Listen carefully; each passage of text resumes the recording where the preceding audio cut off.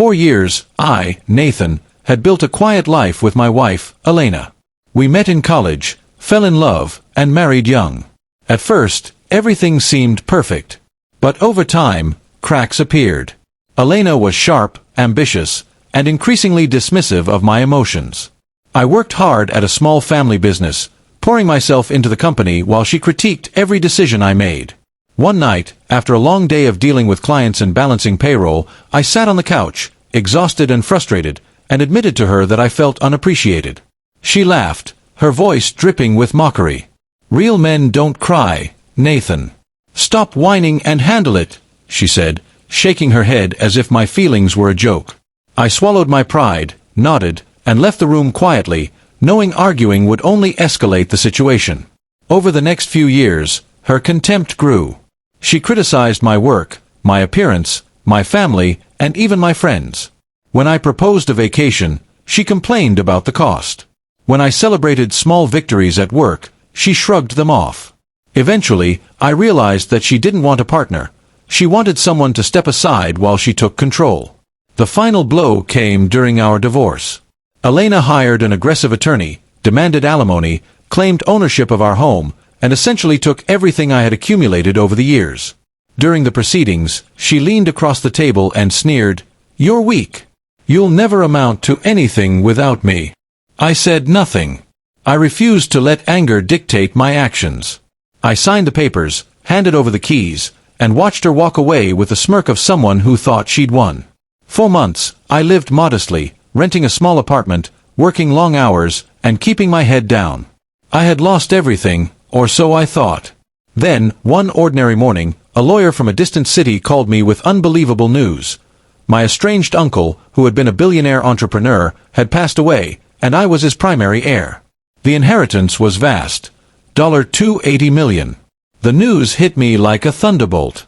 My uncle had always been aware of my situation, my struggles, and, apparently, my character.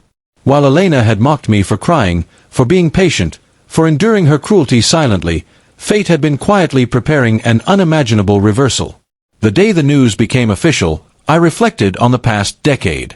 Elena had believed she had stripped me of all dignity, of all assets, of all influence, but she had underestimated the power of resilience. I had grieved, I had worked hard, and I had waited without losing my sense of self. The irony was intoxicating. Those who had laughed at me, who had mocked my supposed weakness, were now faced with a reality they could not control. I didn't seek revenge through confrontation or social humiliation. I simply reclaimed my life. With the inheritance, I rebuilt everything I had lost, and more. I purchased a new home, invested wisely in businesses, and supported causes I cared about. I traveled the world, reconnected with old friends, and discovered passions I had long ignored. Every step reminded me that patience, dignity, and persistence carry their own rewards.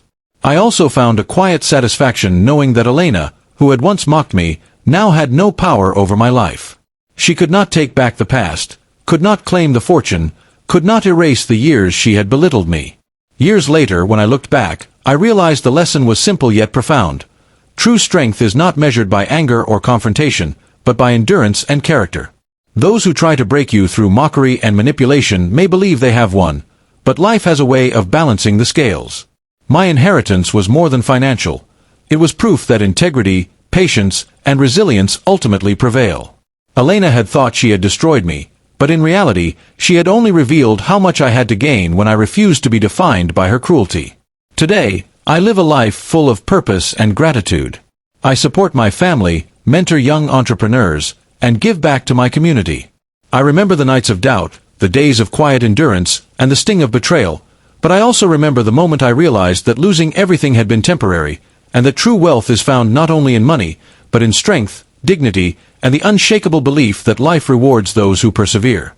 Elena's mockery became the fuel for my triumph, and $280 million was merely the most dramatic confirmation of a truth I had always known. No one can steal your character, and sometimes, patience is the most powerful revenge of all.